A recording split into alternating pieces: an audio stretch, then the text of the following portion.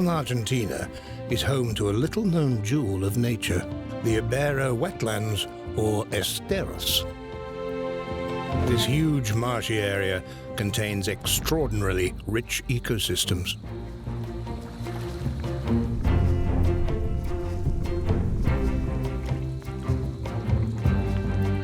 This biodiversity, which is now protected, is due to the collaboration of the Argentinian state and a visionary couple, the Tompkinses.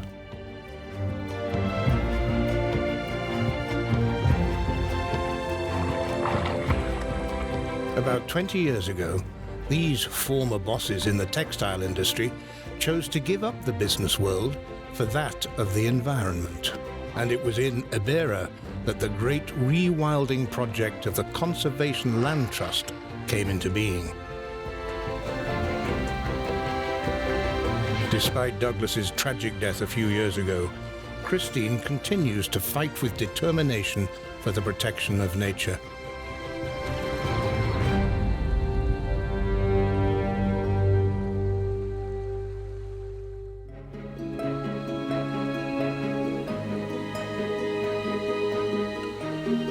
In Latin America, the erosion of biodiversity is happening faster than anywhere else. In 40 years, more than 80% of the total population of wild animals have disappeared, and Ibera was no different. This exceptional natural heritage region faces many threats. In particular, it suffers from serious overexploitation by ranchers and multinational logging companies, which have dried up watercourses, allowing the creation of new grazing and pine plantations.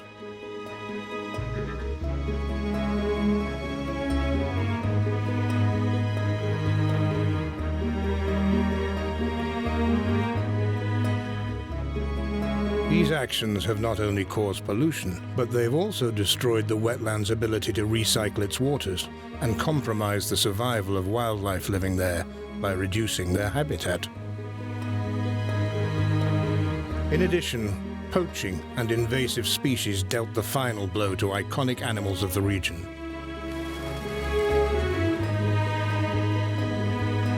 It was in this turbulent context that Kristine and Douglas Tompkins discovered the esteros for the first time on board their small aircraft.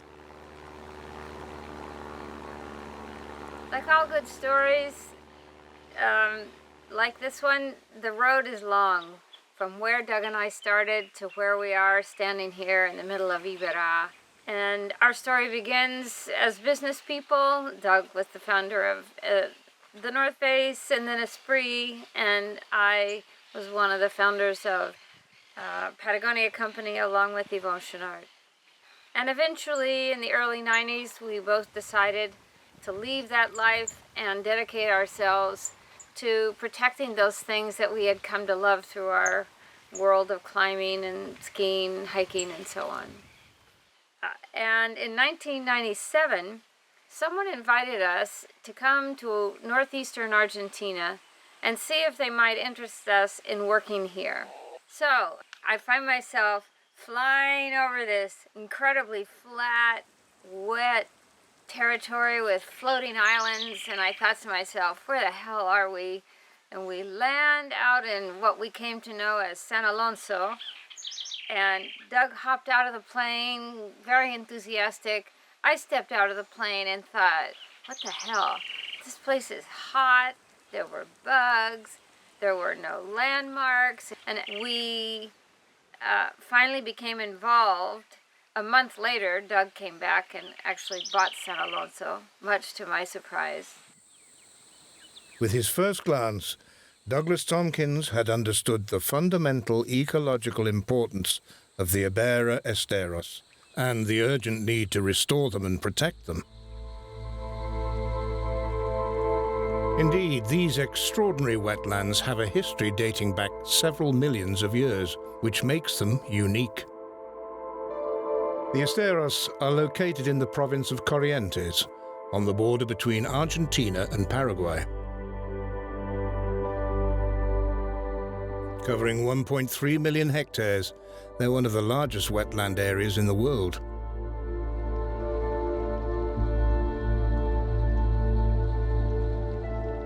This basin was formed over thousands of years by the migration of the Parana River, the second longest river in South America. With the passage of time and the movement of the Earth's crust, the riverbed has changed constantly. As the river receded, it left behind these vast wetlands.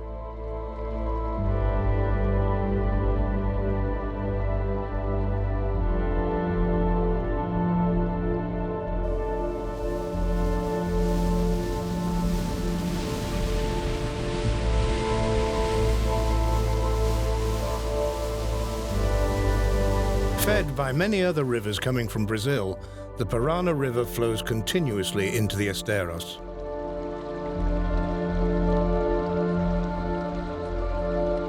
But the wetlands are also very dependent on rainwater, which has only increased with climate change.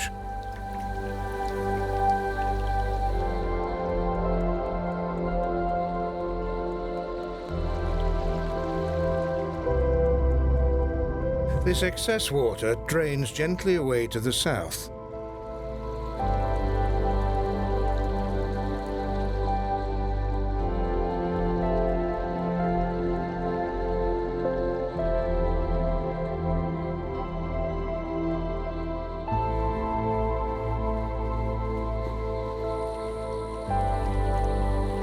The luxuriant local flora includes many aquatic species, which provide a habitat for hundreds of diverse animal species.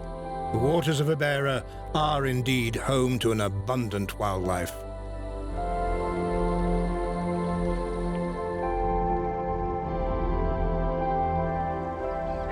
One of the key species in this aquatic environment is the black caiman. This reptile, which can grow to over 7 meters in length, is found in large numbers in the park's clear waters. But here they rarely exceed 2.5 meters.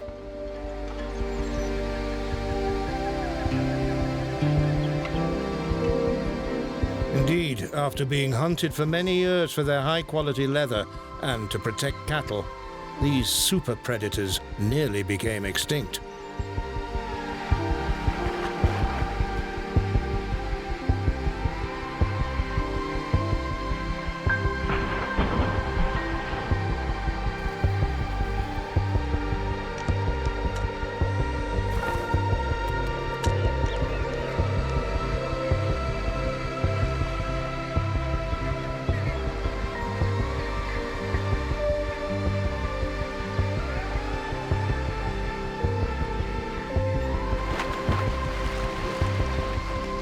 Now protected, they can once again play a vital role within the Ibera ecosystems. Their excrement serves as fertilizer for the plants, and by regulating the fish population, they encourage diversity.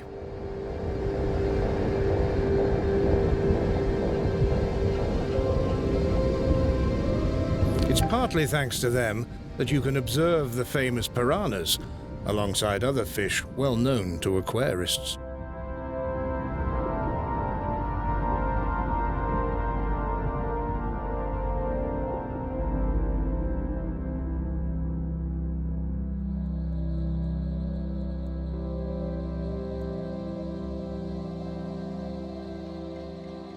However, in order to restore the diversity that used to exist, a huge amount of work has been necessary. As we began to work here, it was so evident, so quickly, that this was a gold mine of biodiversity and that much of it had gone extinct. So even in its early stages, the organic process of beginning to understand what it really meant to restore some place took on a whole new dimension for us. So it was at this point when we began looking for people who had the inspiration, the background, and interest to join us in creating what eventually became our Rewilding project. One of those people is Sebastian Di Martino. Having arrived a few years ago, He's now the coordinator of the various rewilding projects started by the Trust. In Ibera, we can tell that in the second half of the 19th century and the 20th century, many species of birds and mammals died out. These species were no longer able to maintain their populations naturally. The CLT is a trust whose aim is to halt the crisis caused by the collapse of biodiversity. Our action is part of a process that can be related to a concept we call nature production. What we actually do is create national parks. So we work directly in the territories. These parks start out as land that we buy and give back to the state. Our approach also often aims to actively influence the movements and displacements of wildlife.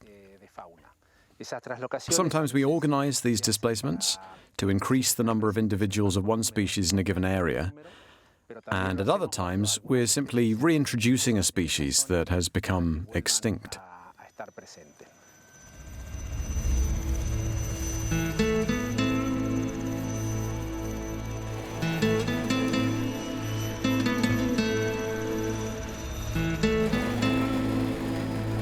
One of the species targeted by these actions is the pampas deer. Formerly common in the region, this small deer is now at high risk of extinction in Argentina. Fewer than 2,000 individuals remain, with none in conservation areas. So the Trust has made an agreement with a forestry company, which has one of the last remaining populations of deer, to capture some individuals and transfer them to Ibera. Thanks to the help of private donors, the deer are transported by helicopter to their new home as quickly as possible. It's a crucial time for Sebastian and his team, as pampas deer are delicate animals.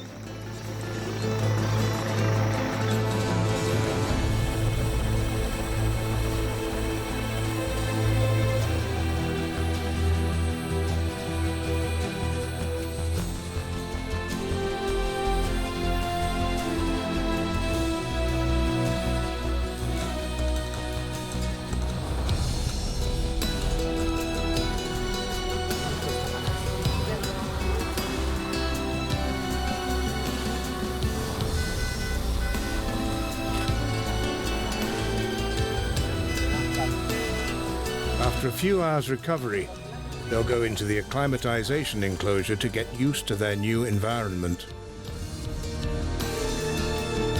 And then they'll join the other deer in the group.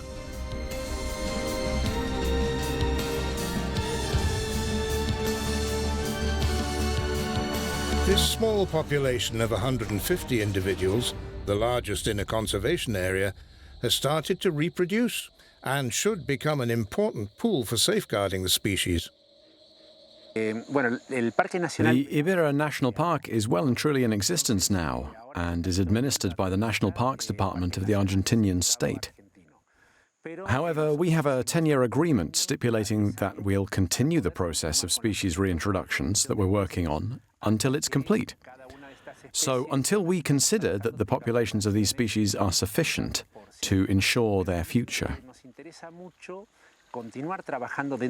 In parallel, our motivation is to continue working within the park, since although we're a private entity, our aim is to strengthen the public asset. So we insist that the Argentinian national parks are well maintained, such that the National Parks Administration, the states, the province and the nation are involved as much as possible, so they can look after them without us, because that's the best way to set our goals and to plan our activity in the long term. The San Nicolas portal is a perfect example of this collaboration. Handed back to the state by the Trust, it now houses rangers and CLT members. They work in the same territory and live in the same buildings, so it's not unusual for Sebastian to meet another important person in the park, Pascual Perez. After working for the Trust for 10 years, under the leadership of Douglas Tompkins, this local man was appointed as superintendent of Ibera National Park when the lands owned by CLT were reunified with those of the state. His great experience and his knowledge of the area and its inhabitants have been important advantages in the successful operation of the project. In addition to the creation of the park, an economic and social follow-up plan has gradually been put in place, with the particular intention to ensure that local people are trained in organic agriculture and tourism. Residents thus benefit from new opportunities while still being able to continue some of their traditional activities.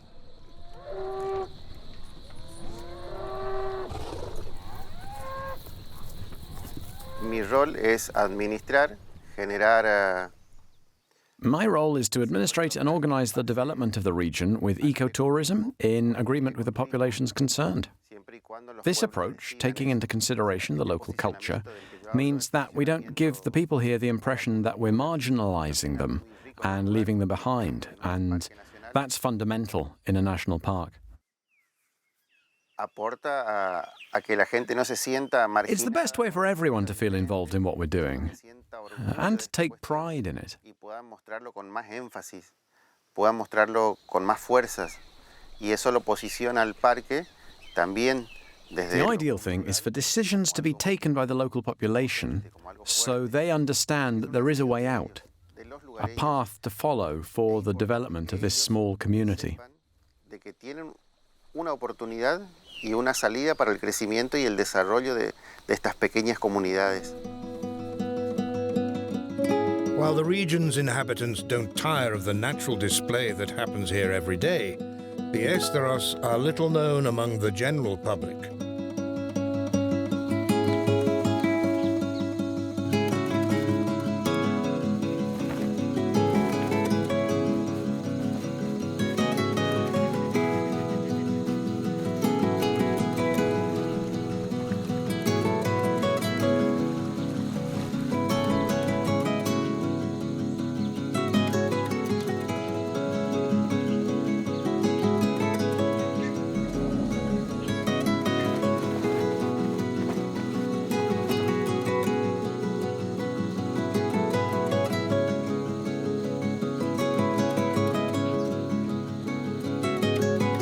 Gradually, people are starting to come from far away to admire the majestic jaguars.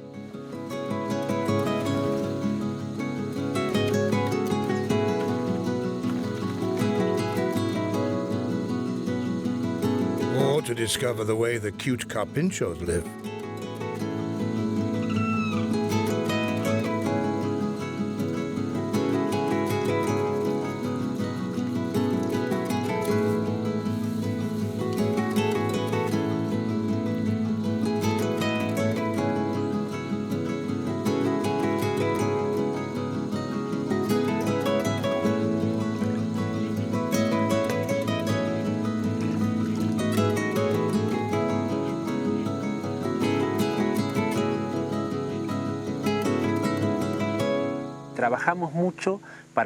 We work very hard to allow people to admire the peaceful and abundant wildlife.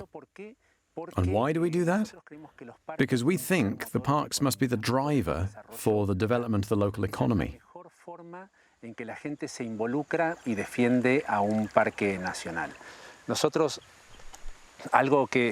Our aim isn't just to reintroduce species that have disappeared, but rather to recreate complete ecosystems. Ecosystems where nothing is missing, where all their elements are available, all their species in sufficient numbers to play their part in the ecological balance. Para que cumplan con los roles ecológicos que le eran propios, ¿no? Entonces, de esa forma los ecosistemas funcionan. That's the way the biotopes work well, that they play their own particular ecological role, like, for example, helping to tolerate climate change, to lower temperatures, or to provide good quality water. La temperatura, proveen de agua de calidad. Mira, nosotros lo que We've observed the return of certain species which seemed to have disappeared. Of them, 3 are now in sufficient numbers to ensure the future of the population. And we're starting to see the positive effects on the ecosystems, although you have to understand that that's not something that's easy to measure.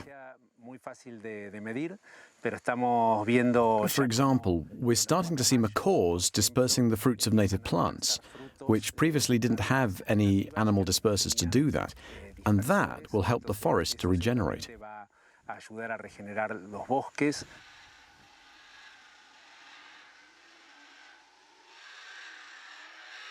If the green-winged macaw can once again be heard in the region's forests, it's thanks to a reintroduction program started several years ago. Elena Martin is one of the people in charge.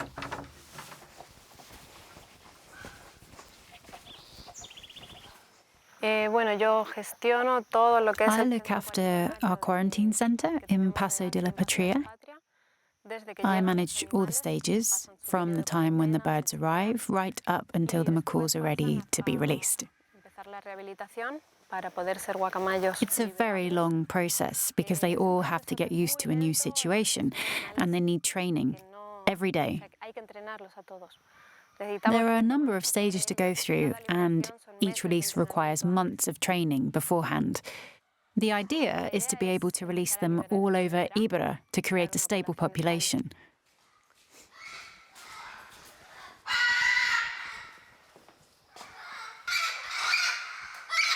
I place the treat here.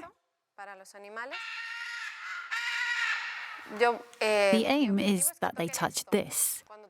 When they do, I make a click like this to tell them it's good. And then I give them the treat from the stick, so as not to feed them by hand and to minimize direct contact. I give it to them from a distance with the stick like this. So I'm putting walnuts on. They love them. Okay, I'm ready.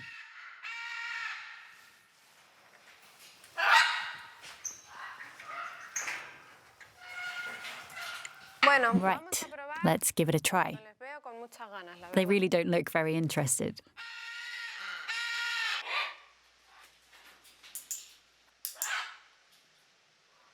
We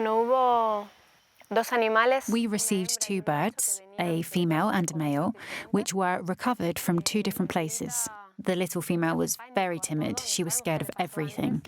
We don't know what had happened to her before, but she hadn't been acquired legally. And then we put them together in the same cage. Well, when we removed the partition that divided the cage in two, we witnessed a beautiful love story. It was very sweet. The male didn't eat for 2 days. We didn't know what was going on. We all thought he was ill. And they became inseparable. They made a wonderful couple. And now they're free.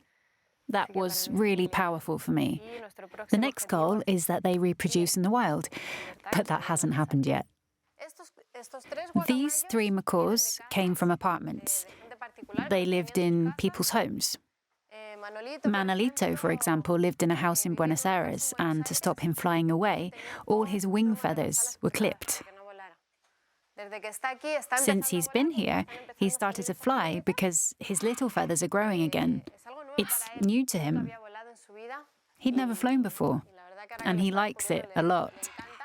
The macaw has been deeply affected by his captivity. He's always looking for company, so we do everything we can to change that behavior. But I have to say, it's not at all easy. We have other birds that come from various breeding programs here in Argentina. These institutions breed macaws, especially for our project. From when they're very young, they have no contact with humans. They're brought up by their parents and are naturally more suitable for release. Hey, Manolo, what are you doing? Stop it, stop. Go away. Oh, you're a nuisance. In the wild, macaws fly long distances between islands. That's why they're trained in flying before release.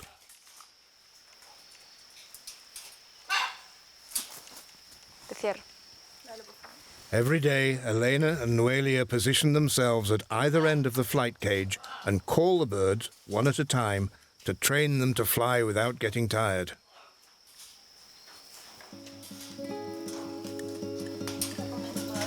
Bueno, me voy para allá.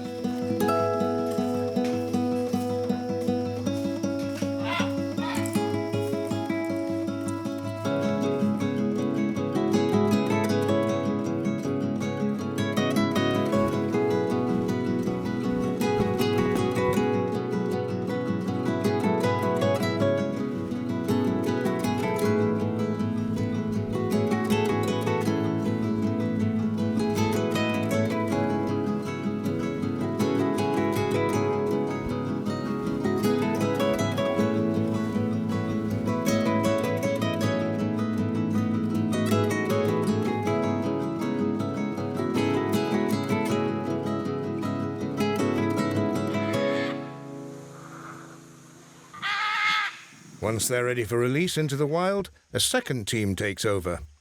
In order to check on their health and their behaviors, the macaws are accustomed to landing on large platforms hanging in the trees.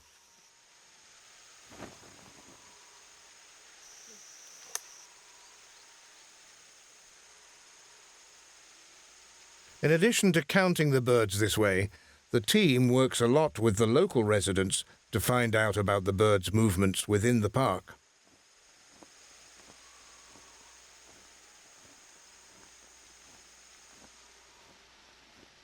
The macaw plays a very important role as it's a seed disperser, so it helps the trees here to spread their seeds in different places. Here in Argentina, the macaw species has been extinct for about 150 years. It died out a very long time ago, so we're working to bring about a big change.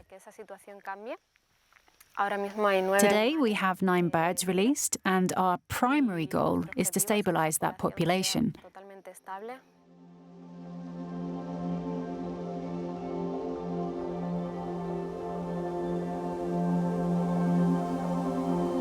Thanks to the return of the macaws, the teams hope to restore the forest ecosystems of Ibera to their historic richness. And to speed up the process, another species is being reintroduced.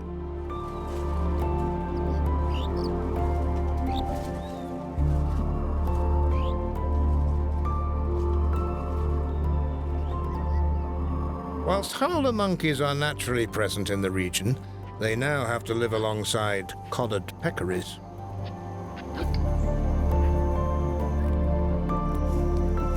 Victims of intensive poaching for their meat, the collared peccaries have found an ideal home in the hills of Ibera.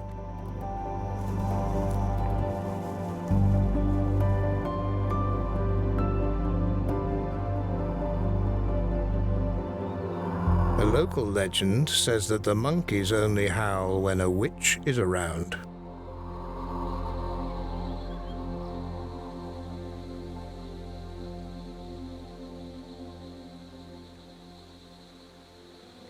A little further on, many different animals live in the grasslands of Ibera, the most spectacular of which is probably the rhea.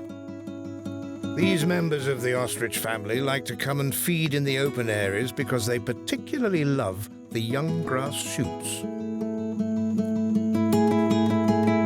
But when you look closely, they're not the only ones feeding on the plants. Strange tracks on the ground lead to a small mound of earth. It's an anthill of leafcutter ants.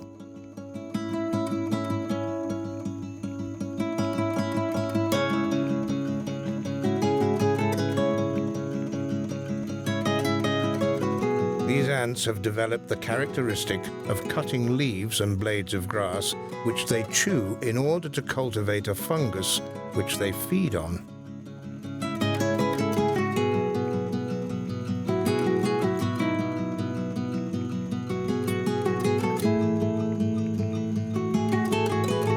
These huge colonies can contain up to 8 million individuals and spread over more than 600 square meters. They don't go unnoticed, especially by an animal which is particularly partial to these small insects. The giant anteater feeds mainly on ants and termites. It finds them using its sense of smell, which is 40 times more sensitive than that of humans, compensating for its poor eyesight.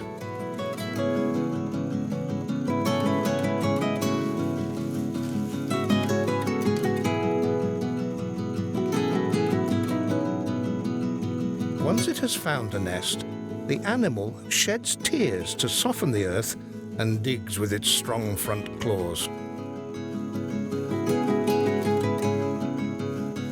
To satisfy its appetite, it needs to consume the equivalent of 30,000 insects per day, which it collects using its long, sticky tongue.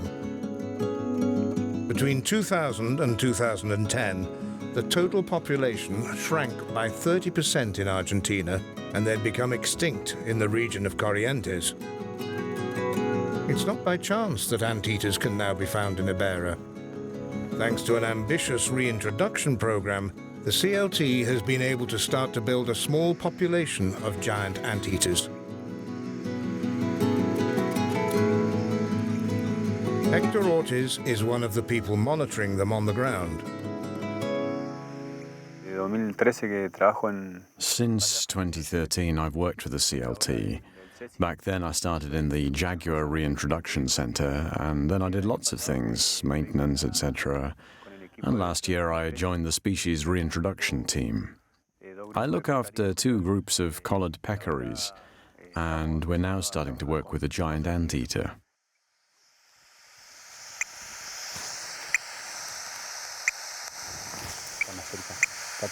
He's getting closer. Closer and closer. He's really close. We can tell by the sound. I love this work. You have to be able to build a close relationship with the animal, or else the work won't be done correctly. How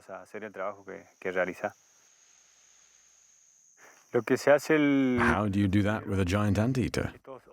These anteaters have been rescued from elsewhere in Argentina.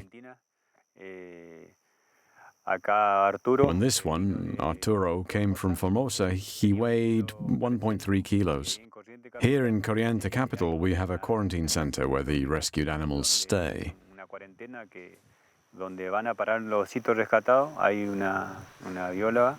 Alicia Delgado and another assistant to look after them. They bring them up like babies, because they are babies.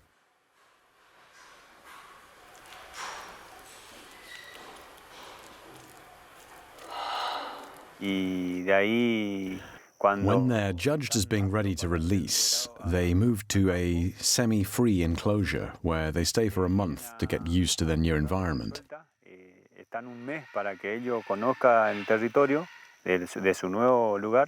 And then they're released fully. Once they're free, we follow them for 2 weeks, and we give them some liquid food every day.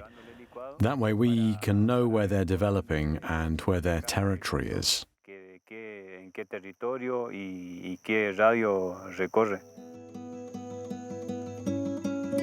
return of the anteater is one additional element in the rich ecosystems of Ibera.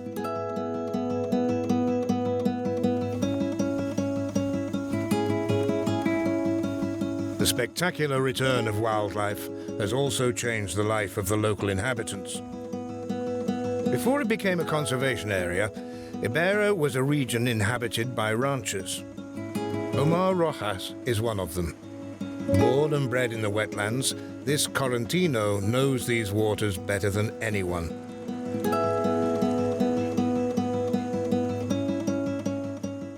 I'm always proud to say that I'm from the Iberia Esteros because my parents are from here. I'm proud to have been brought up by a man like my father. He couldn't read, but he was intelligent. My father was a small cattle rancher with his own herd.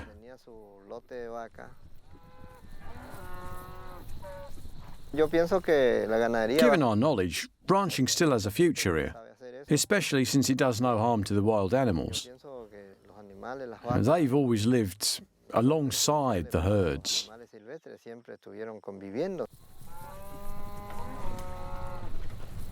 I have to admit that we who were born here have lost part of our authentic way of life on our farms.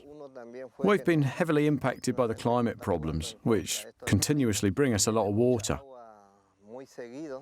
And that's why I opted to go into tourism, because I realised that with all this water, it was easier than to keep on ranching.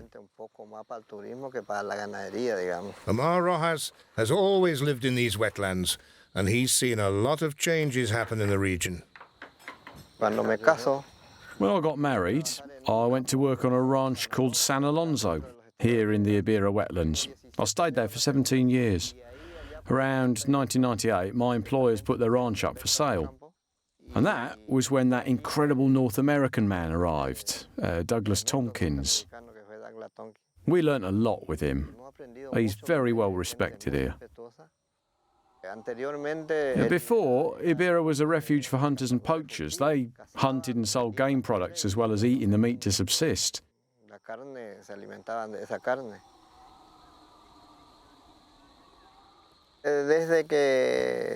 Since the poaching has stopped and species protection is controlled by park rangers, we've been able to observe that the number of animals has increased. And thanks to our work, we can now start to show what the Ibera wetlands really are. Besides his work as a rancher, Omar has taken advantage of the opportunities offered by the creation of the park and the return of the wildlife.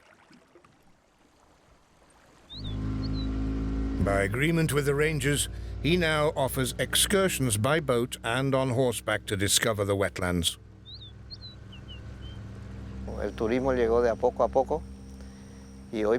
Tourism is coming in gradually, and today we can say that it's working, and even working well. I try to teach people all that I know, and at the same time I learn from people from elsewhere. Tourism's very important. It's very important to meet people from other backgrounds. And each new encounter is rich. It's an exchange.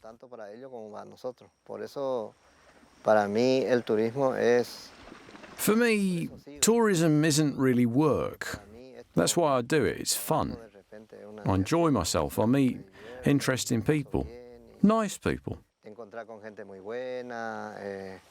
My advice is to keep hope and to gamble a bit more on tourism. Because, in addition to all this, our villages are rich in culture and history. But above all, we have this, Ibera.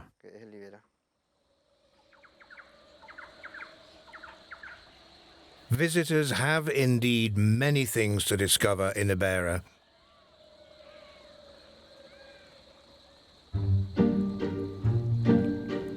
One of them is an iconic animal of the area, and thousands of them live along the banks.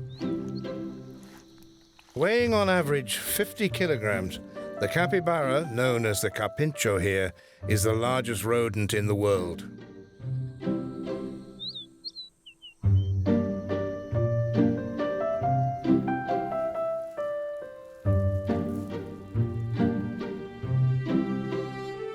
Thanks to its partially webbed feet and its sensory organs on the top of its head, this social mammal is perfectly adapted to a semi-aquatic life. They often cover long distances underwater, walking along the bed, and then return to the surface to breathe.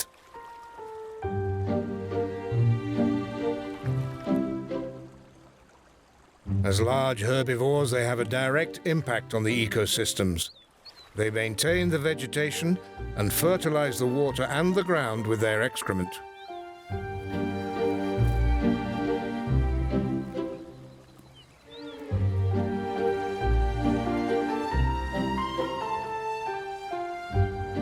They also act as vantage points for many birds, which take advantage of them for hunting aquatic insects, tadpoles and small fish.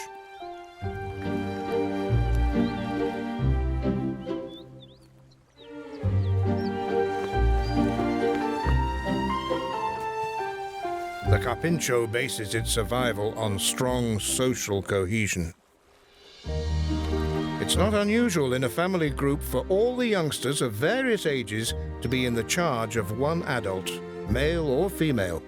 This nursery arrangement allows the parents to go about their occupations without too much danger for their offspring. It's also acceptable for a lactating female to suckle all the young from the same group.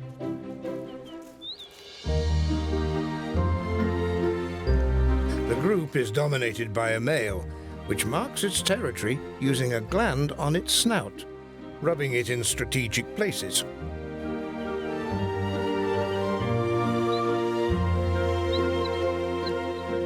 The territory is fiercely defended in violent fights, which sometimes result in serious injury.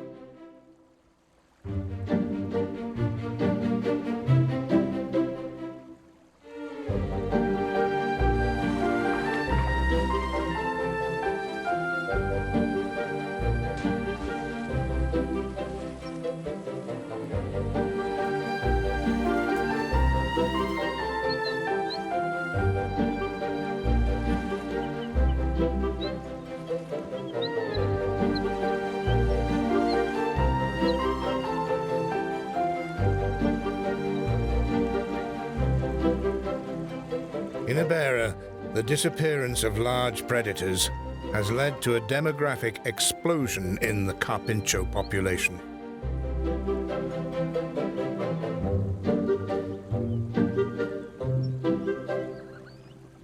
They enjoy a peaceful life, safe from any danger, for the time being. Actually, the former Estancia de San Alonso, the Tompkins' first property in the region, was transformed a few years ago into a somewhat unusual conservation center managed by biologist Matthieu. We are at the Jaguar Introduction Center in San Alonso, Corrientes. What we just did is call Nahuel to the smallest enclosure here, so we can go and take a look to his territory, to his enclosure, to provide him food, hide some food from him so he can find it later, check and control the water and everything inside that is in good condition so we can call him back.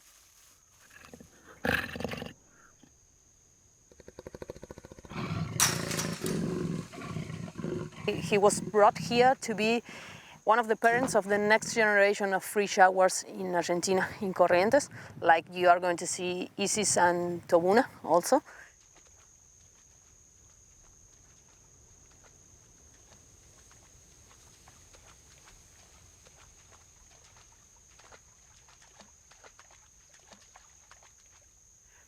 She's Isis. She came from a breeding center in Brazil. She's here to be a mother of the next free jaguars in Ibera. We are working with her. She's still in the process of practicing and getting in touch with Nahuel, the one we saw. And she's really calm, relaxed. She walks slowly, calm, peaceful, and she really enjoys her food, especially fish. So she will take some time until she finishes.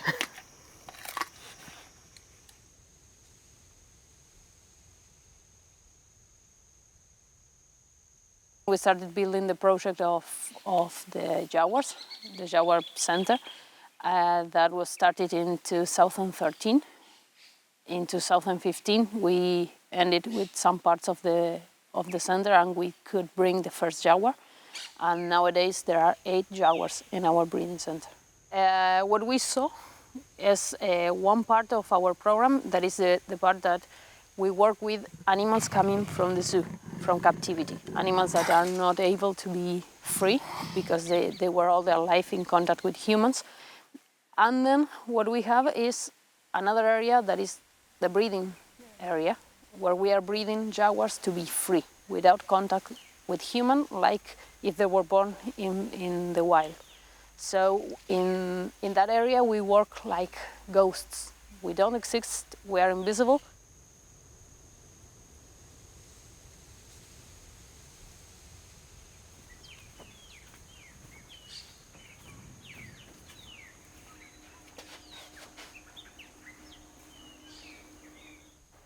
Right now, what I'm doing is checking and trying to see how the animals that live in the enclosures with no contact with humans, how are they doing.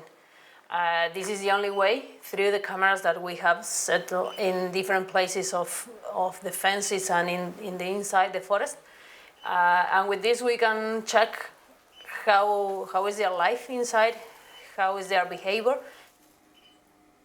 Also, because we need to provide them living prey, and we need to know if they are hungry or not, if they are eating, who's hunting.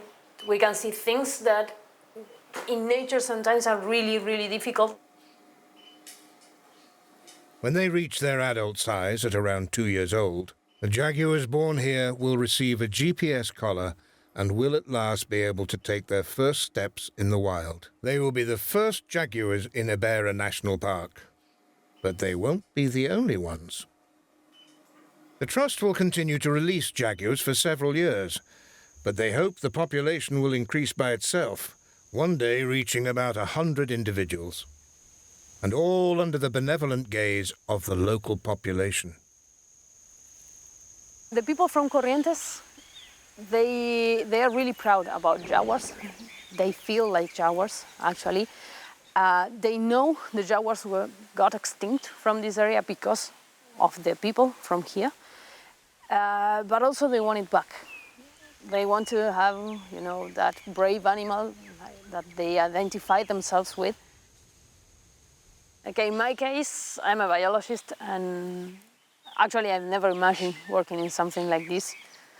And being part of this project, being part of trying to bring back a species that is lost, that is really in danger in this country, in Argentina, it's like, wow. It's something, it's like a dream come true. How do I feel it in the future? Happy.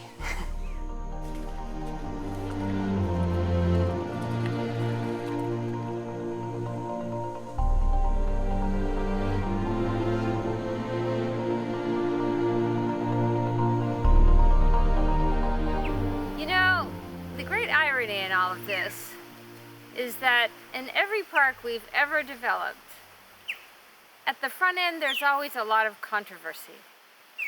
In this case, in Ibera, that we were going to steal all the water and sell it to the Chinese. And here, where we started our first rewilding project, to everyone's surprise, we're bringing back these species that typically frighten people and it upsets the social structure. But you know what happened here? Bringing back these species that had disappeared so long ago was the key to winning people's hearts.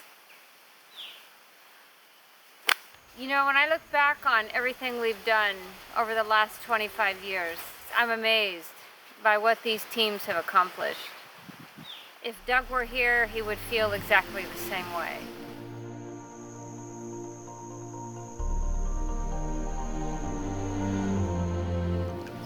But then I turn around and I look forward to everything we still have to accomplish.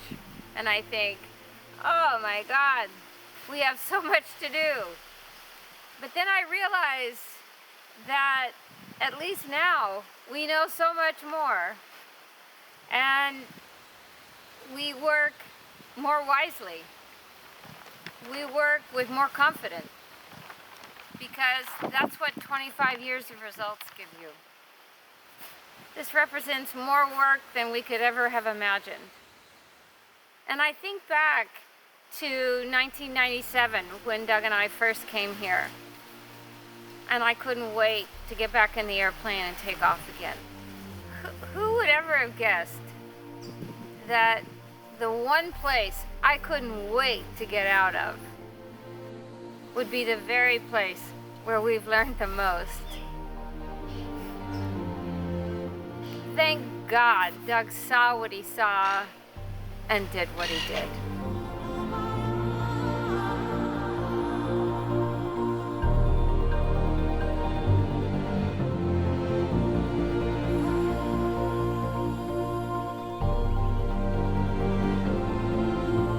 The ongoing change over the last few years in Ibera National Park is almost the exact opposite of the general trend in the world. Thanks to strong action and unfailing passion, the Trust and the Argentinian state have proved that it is possible, by bringing together public and private resources, to restore ecosystems on a large scale whilst bringing a beneficial social and economic way of life to the local populations. This synergy between man and nature is at last allowing the region's inhabitants, human and animal, to look towards the future with serenity.